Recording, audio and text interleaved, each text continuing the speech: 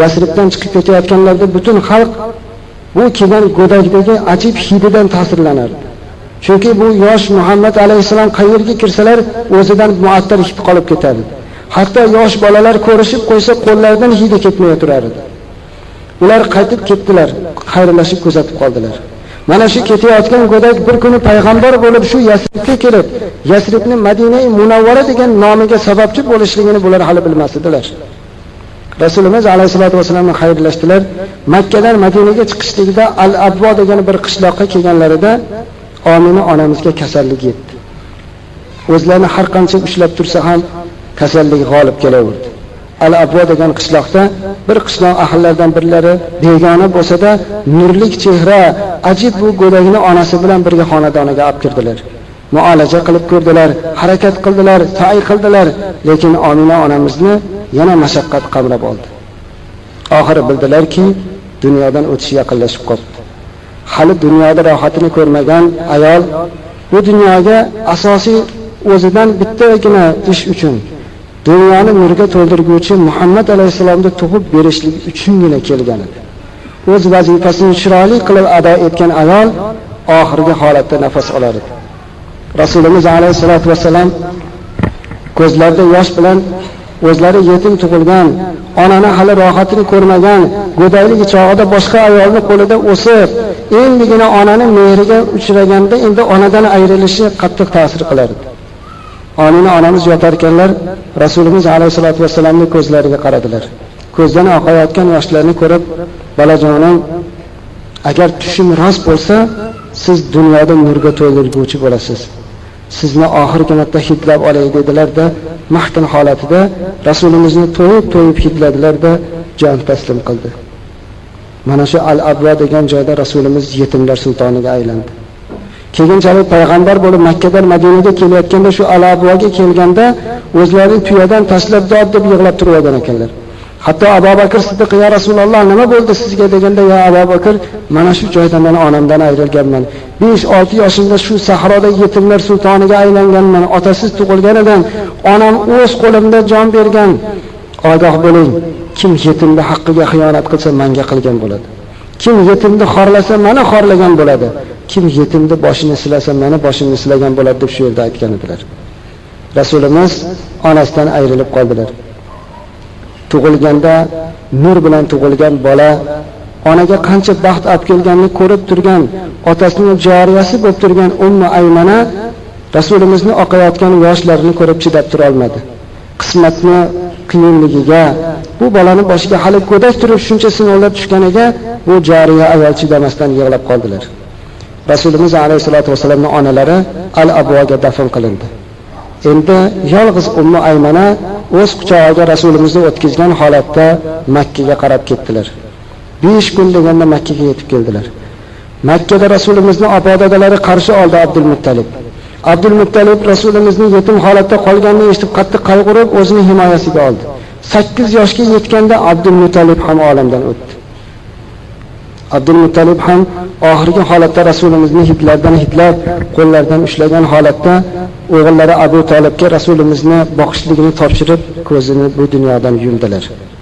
Dafn qilib qaytayotganlarda yana Ummu Aymana Rasulimiz alayhisolatu vasallamning ko'zida yosh ko'rib yig'ladilar. Mana shu Ummu Aymana degan ayolni yaxshi tanib olaylik azizlar. Bu ayol Rasulullohning qilgan bo'lsalar, umrlarining oxirlarigacha sadoqat bilan turdi. Hatto Uhud jangida ko'p musulmonlar u dovdirab qolib Rasulimizni tashlab Madinaga qochib ketib qoldi. Ummu Aymana Madinada edilar. Shunda chiqqanlarda butun hammalari qaytib kelyotdilar. "Nega kelyapsizlar?" dedi. Rasululloh sollallohu alayhi vasallam qatl bo'ldi deb eshitildi, yarador bo'ldi deb eshitildi. Hamma qaytib kelayotganlarga g'azablanib ketdilar-da, "Afsus bo'lsin sizlarga, qo'linglardagi qurollarni tashlab igna osinglar bo'lar ekan" dedilar. Ya'ni erkak ham shunday bo'ladimi deb g'azablanib ketdilar. O'zlari esa jangga qarab ketdilar. Shu jangda shahid bo'ldilar. Yoshligidan Rasulimizni katta qilib payg'ambar bo'lishini bilgan ayol oxiri Rasulimiz himoyasida jon topshirdilar. Rasulimiz shunday yetim qismatida katta bo'ldilar azizlar. Ana payg'ambarlik maqomi berildi. Unga qadar 25 yoshlarda Hadicha onamiz bilan oila qurdilar. Hamma farzandlarini shu Hadicha onamizdan ko'rdilar. 40 yoshga yetganda payg'ambar bo'ldilar. payg'ambar bo'lgan kunlardan boshlab Rasulimizni butun hayoti siz bilan biz uchun bag'ishlandi. Butun hayotini ummat uchun bag'ishladi azizlar. Biror marta Rasulimiz ummatni eslamay qo'ymadilar. Din yo'lida, islom yo'lida, Qur'onni fido qilishlik yo'lida butun hayotlarini bizga bag'ishlab yurdilar. Hatto Rasulimiz alayhisolatu vassalamga payg'ambarlik vahiysi berilganda butun qarindosh urug'lari qarshi chiqdi. Ularga qarshi chiqqanlarda bir qanchalari birinchi bo'lib Rasulimizni majnunlikda aybladilar. Bu tentak aqldan ozib qoldi dedi. Shunda Rasululloh sollallohu alayhi vasallam xafa bo'lib ketdilar. Alloh taolo Qur'oni Karimda oyat tushirdiki: "Estaizu billah innaka la ala xuluqin azim." Siz ulug' xulq ustidasiz. Sizni jinni deyotganlarda o'zi jinni, ularning aqli yo'q degan mazmunda Rasulimizni yupatib, siz eng oliy xulq egasiz degan maqtovlarni tushirdi. Rasulimiz hamma aziyatlarga chidadi. Butun hayotlarini ummat uchun bag'ishladilar. Ana nima uchun Rasululloh sollallohu alayhi vasallam aytdilarki, sizlar modomiki menga iymon keltirmaguninglarcha muhabbatingiz ziyoda bo'lmaguncha iymoningiz mukammal bo'lmaydi dedi. Hatto qiyomat qoyim bo'lganda hamma bir-biridan qochib qolar ekan. Ota boladan, bola otadan hamma o'zi bilan o'zi ovora bo'lib qolar ekan. Taroziga amallarimiz qo'yilganda kimni tarozida yaxshi amal og'ir kelsa, shunga hukm qilinar ekan. Agar insonda yomon gunoh qilgan amallari og'ir kelib ketsa, so'rar ekanki, "Ya Robbiy, menga imkoniyat bergin, men savob topib kelaman." Inson yugurgancha otasiga borar ekan. Ota aytar ekanki, "Ey bolajonim, men o'zim savob izlab, otamni izlab ketyapman, sizga bera olmayman." Axir onamga borib ko'raychi. Onam savob eshiklarni quchoqlab katta qiluvdilar. Onam yordam berarmikin degan umidda onaga borsa, ona bera olmaydi. Hech kim bera olmaydi. Faqatgina shu kuni payg'ambarlarda birortasi ham himoya qilishlikka qodir bo'lmaydi, shafaat izni berilmaydi. Rasulimiz alayhisolatu vassalamga jannatda qasrlar bitib qo'yilgan, butun xonadonlari chiroyli oltinlar bilan bezatilgan qasri turganda ham Rasulimiz sallallohu alayhi vasallam jannatning oldiga kelib yig'lab turib olar ekanlarki, oxirida ummatim jannatga kirmaguncha men kirmayman dedi. Hatto Rasulimiz alayhisolatu vassalam o'sha mahshar maydonida u yoqdan bu yoqqa yuguraverganlardan lablari qurib yopishib qolar ekan. Alloh taolo: "Ya Jabroil, meni Habibimning holini ko'ring. Ummatning g'amida shuncha g'am chekyaptilar. Bu zoti barakotga bir suv olib tushib bering" dedi ekanlar. Shunda suvni olib tushib, "Ya Rasululloh, bir kosada suv ichib dam oling" desalar, qo'llariga olar ekanda, "Modomiki meni ummatimning hammasi kirmaguncha men suv ichmayman" deb to'kib yuborar ekan. Shu paytda do'zax tomonidan bir uchqun o't chiqib ketib qolar ekan. U mahshargohga keladi. Xismada o'zini nima qilishini bilmay urgan Rasulimiz alayhisolatu vasallam tashvish bosadi. Nahotki meni ummatimga zarar yetib qoladi, mahshargohda hisob kitob qilinmasdan turib deb qo'rqar ekanlar. Yugurganlarcha o'tni, olovni o'chirishga harakat qilar ekan. U Uhud tog'achalik o't. Tuproq sochib ko'rar ekan, hech narsa qila olmagandan Rasulimiz dod deb yig'lab sajda qilib turib olar ekanlar. Shunda Jabroil alayhisalom tushadilar. Qo'llarida bir piyolagina suv. "Ya Rasululloh, shu suvni olib cho'qqa soching, o'chib qoladi o't." Rasululloh aytar ekanki, "Ya Jabroil, Uhud tog'achalik o'tni nahot bir piyola o'chirsa, ya Rasululloh siz soching." Rasulimiz shundoq sochishiga hali o't o'chib qolar ekan. Hayratlarim, "Ya Jabroil, bu qandoq suv?" "Bu suv emas, bu sizning ummatingizning ichida Allohdan qo'rqib yig'laganlarning ko'z yoshlari. Men buni to'plab qo'ygan edim." Ummatning ko'z yoshi o'tni o'chirar ekan.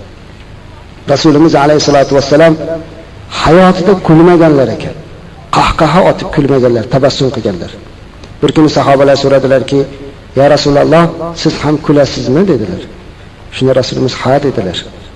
"Men qiyomat qoyimida jannatning eshigida turaman. Har bir ummatim kirganda shundoq kulamanki, 32 tishim ko'rinib ketadi" dedi. Shunday mehribon zotni muhabbatini ziyoda qilmaymizmi o'zimizda azizlar? Rasulimiz alayhisolatu vasallamga muhabbatni ziyoda qilish kerak.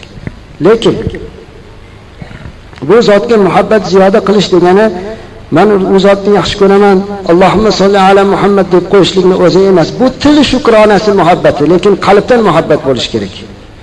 Rasulimiz alayhisolatu vasallam nimani aytgan bo'lsa, albatta itoat qilish kerak. Nimadan qaytargan bo'lsa, qaytish kerak. Shunday kishilar bor. Rasululloh sollallohu alayhi vasallamga muhabbatini izhor qiladilar. Hajga boradilar. U zotni qabrlarini ziyorat qilib yig'lab keladilar.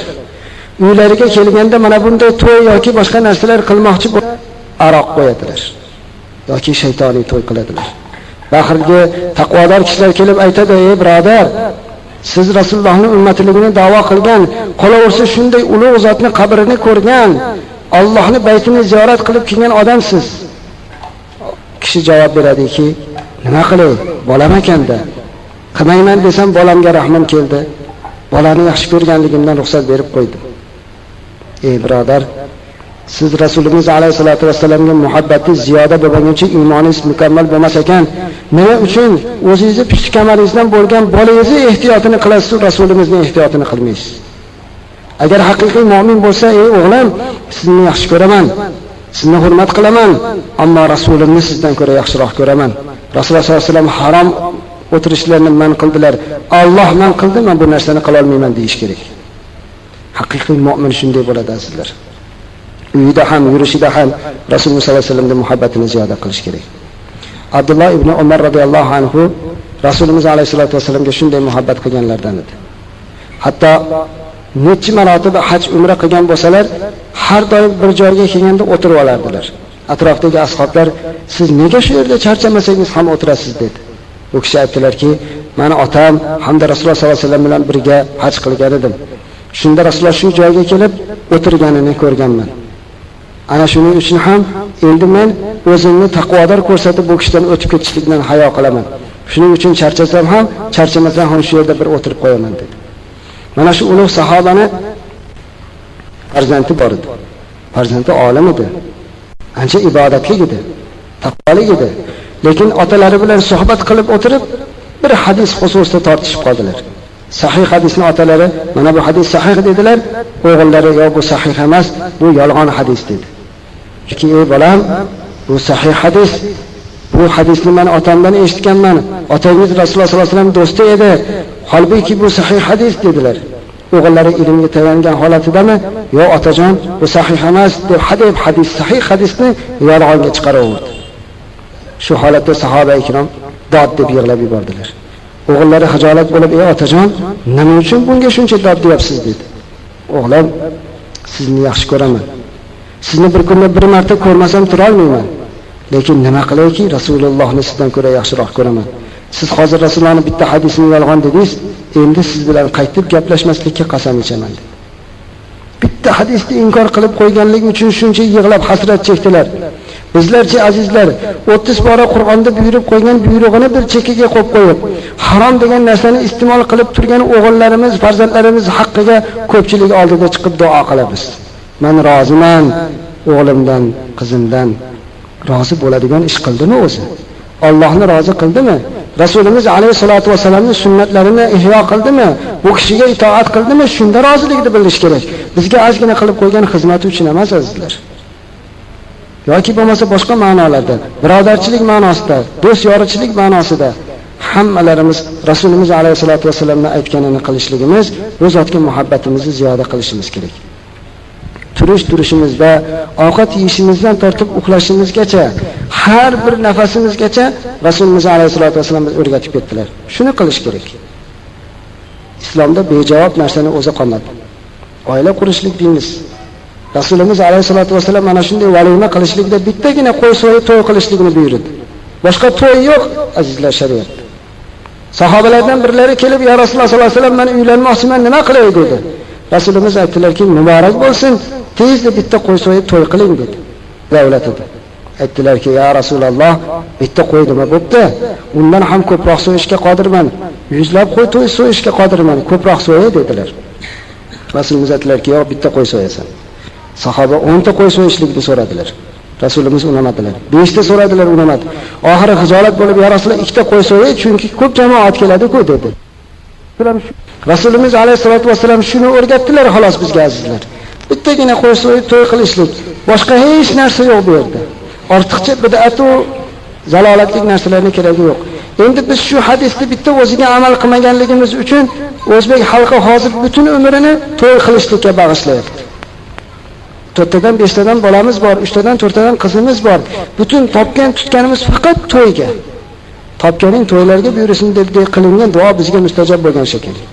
Doim shu duo qilinadi. Topganing to'ylarga buyursin, topganimiz haqiqatda to'yga buyuradi. Dunyo faqat to'ydan iborat. Baxti saodat faqat shundan iborat deb o'ylab qolganmiz. Qolaversa, bolasini keyin uylay olmasdan, qizini chiqara olmasdan yig'lab yuribdi. Hammalarimiz doti buxon qilib yuribmiz. Holbuki shu bitta hadis hayotda tatbiqdan tushib qolganligi uchun. Rasululloh sollallohu alayhi vasallam to'yni yengil bilan o'tkazishlikka buyurdilar. Mana hozir bo'lyapti mana. Chiroyli, amri ma'ruf Qur'on. Mana bunday to'ylar qilish kerak aslar. Bitta to'yda emas, umuman hamma hayotda Rasululloh alayhisolatu vasallamga muhabbatimizni bu zotga amal qilishlik bilan ziyoda qilish kerak. Endi mana azizlar, bu suhbat Rasululloh haqida bir necha kunlik suhbat, lekin hozir shu haqida taklif bo'lib qolganligi uchun bir Mavlud oyi ekan deb to'xtalandik. Inshaalloh yana boshqa suhbatlarda siz azizlar bilan ko'rishganda davom etamiz. Rasululloh haqlariga va o'zimiz haqlarimizga duo qilamiz. Ya Rabbi, bizlarga ne'mat qilib bergan Rasululloh alayhisolatu vasallamga salovatlarimiz bo'lsin. Bu zotni ummati qilib yaratganliging uchun senga shukronalarimiz bo'lsin. Muhabbatimiz ziyoda bo'lsin, sunnatlarga amaliyotda bo'lishligimizni nasib aylasin. Butun xonadon ahllari, to'plangan jamoat bir-birlari bilan ko'rishar ekanlar. Bugungi bu marosimda sababchisi bo'lgan ikkala yoshlarga uzoq umr, baxt va saodat, shariatga muvofiq hayot bergin. Va sallallohu ala Muhammadin va ala ali Muhammad va barik va sallam bi rahmatika ya arhamar rohimin. Allohu akbar. Taomga marhamat.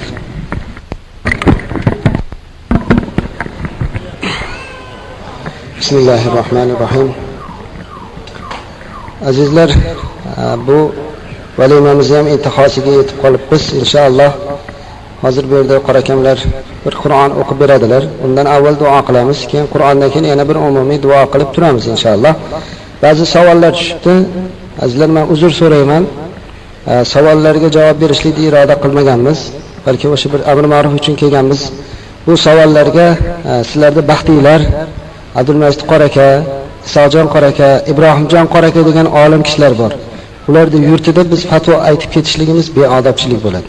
Shuning uchun shu ulug' ustozlardan so'rab qo'yilinsa, shu savollar ular bizdan-da chiroyli qilib javob berishga qodir inshaalloh. Biz ham o'sha savollarda ularning javobidan bilib olamiz inshaalloh. Hozir bir duo qilaylik dasturxonga. Amin. Alhamdulillahillazi at'amana va saqana va ja'alana minal muslimin. Alloh taolo bugungi bu qilingan ihsonlarni qabul aylasin, savobi o'tganlarga yetsin, sababchilarga uzoq umr, baxt va saodat, shariatga muvofiq hayot nasib aylasin. Kelgan jamoatda hammalarimizni qalbimizdagi shar'iy niyatlarimizni Alloh o'zi murodiga yetkazgan bo'lsin. Va sallallohu ala Muhammadin va ala ali Muhammad va barik va sallam. Allohu akbar.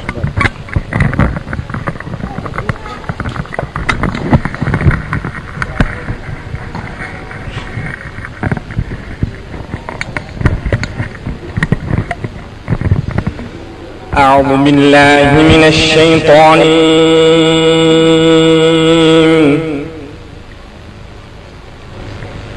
بسم الله الرحمن الرحيم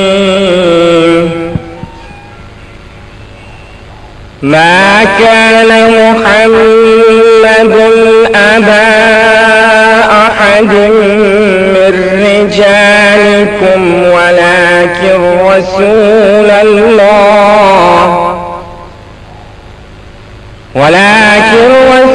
الله وخاتم النبيين وكان الله بكل شيء عليما يا أيها الذين آمنوا اذكروا الله ذكرا كثيرا وسبحوه بكرة وأصيلا هو الذي يصلي عليكم وملائكته ليخرجكم من الظلمات إلى النور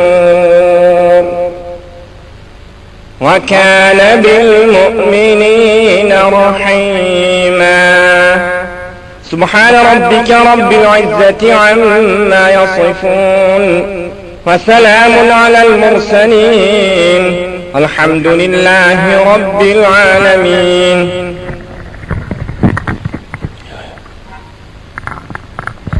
آمين. بسم الله الرحمن الرحيم. الحمد لله رب العالمين والصلاة والسلام على أشرف المرسلين. Ya Rabbi kalam Rabbani oyati muborakni o'qiguvchi qorakamizdan va bizlardan maqbul aylagin. Qur'oni Karimga beriladigan amr ma'ruflarga beriladigan savoblarni bizlarga o'zing yog'dirib, bu savoblarni bizlar tomonimizdan Rasulimiz alayhisolatu vasallamga hadoya holatda qabul aylagin. Rasulimiz alayhisolatu vasallamning azvoj mutahhiratlari va ashabi kiromlar, tabi'in, tabi'in butun diyorimizdan o'tgan ulug' ustoz pironlar ruhlariga, xosatan alal xusus mana shu Qo'qon haq shahridan o'tgan barcha ulug' ustozlar, allomalar, barcha ustozlarning ruhoniyatlariga hamda mana bu xonadondan o'tganlarga, kuyov to'ra tomonidan, kelinimiz tomonidan o'tganlarga bag'ishladik. Jamoatda amin deb turgan hammamiz tomonimizdan umidvor bo'lgan ota-ona, hech aqrabolarimiz ruhlariga, butun musulmon olamidan o'tib duogo'yi yo'q bo'lgan g'arib va g'urabolar ruhlariga hadoya qildik. O'zing rahmatingga olgin, qolganlarni salomat qilgin. Qur'oni Karimda barakasini yog'dirib xonadonda muboraklik qilgin, yangi oilaga baxt va saodat nasib aylagin. Duoga qo'l ochtirgan hammamiz shu yangi oilani farzandini to'ylarida o'tirmoqligimizni nasib qilgin. Va sallallohu ala Muhammadin va ala ali Muhammad va barik va sallam bi rahmatika ya Allohu akbar.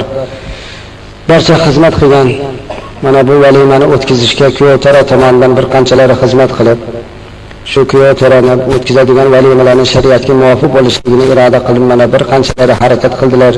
Mana bizlarga taklif qildilar. Odiljon ukamiz hamda yana bir qancha birodarlari shu shar'iy marosim qilishlikka ishtirokmandlar. Alloh bularning xizmatlariga yarasha ajr mukofot ato qilgin. Ichkaridagi ahli ayol opa-singillarimiz uyimizga mehmon kelsa duolarini olaylik degan niyatda turib, hammalarini ya Rabbi ikki dunyolarni saodatli qilgin. Allohu akbar. Barakalloh, salomat bo'linglar. Kel endi Jabroil arshni supurg'ilkan, anda mehmon bo'lgan ya Rasululloh keladur. Kel endi Jabroil arshni supurg'ilkan, anda mehmon bo'lgan ya Rasululloh keladur. Mazal basar ko'zligay, shamsu va zuha yuzlik, barchadan shirin so'zlik Rasululloh keladur. Daryolar g'amu ayg'ir, mavjurishini qo'ysin, oldida saqo bo'lsin Rasululloh keladur. Shamollar g'amu ayg'ir, sayr etishini qo'ysin, beadablik qilmasin, Rasululloh keladur. Azroil g'amu ayg'ir, jon olishini qo'ysin, xizmatda muqim tursin, Rasululloh keladur. Xizmatda muqim tursin, Rasululloh keladur. G'ilmonlar g'amu ayg'ir, jannat eshigin ochsin, boshlariga dur sochsin, Rasululloh keladur. Moliklar g'amu ayg'ir, do'zax eshigin yopsin, yo'llariga ko'z tutsin, Rasululloh keladur. Yo'llariga ko'z tutsin, Rasululloh keladur. Ufuqul maqomga borib, yig'lab aytdi Jabroil, bundan o'tsam ya Rasul, qanoatlarim kuyadur. Ufuqul maqomga borib, yig'lab aytdi Jabroil, bundan o'tsam ya Rasul, qanoatlarim kuyadur. Mahshar kuni bo'lganda yig'ilur xaloyiqlar, Rasululloh ortidan mashrab quling keladur. Mahshar kuni bo'lganda jam bo'lur xaloyiqlar, Rasululloh ortidan ya Rab mashrab quling keladur. Rasululloh ortidan ya Rab ummatlari keladur.